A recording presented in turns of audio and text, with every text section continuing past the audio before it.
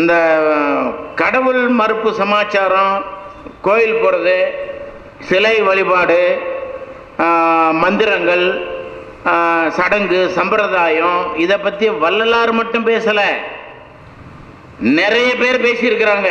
சன்மார்க்கன்றது வள்ளலார் மட்டும் கொண்டு வரல, ஏற்கனவே 15 இடங்களில் சன்மார்க்கன்ற சொல்ல வந்திருக்கு. அப்போ வள்ளலார் எதில் அவர் வேறுபட்டு ஒரு தனித்துவமாக நிற்கிறாருன்னு சொன்னால் அதுதான் அவருடைய வெற்றி, அதுதான் உலக மனித சமுதாயத்திற்கான உறுதியான வெற்றி. அவர் அதில் உறுதியாக நின்னார். சன்மார்க்கத்துக்குள்ளே வர்றோம்னு சொன்னால் உணவில் வந்துட்டு இதுதான் உணவுன்னு சரியாக தாவரத்தை மட்டும் எடுத்துக்க, மற்ற நடமாடும் உயிரினங்களை கொன்று அந்த மாமிசத்தை உண்ணாதே.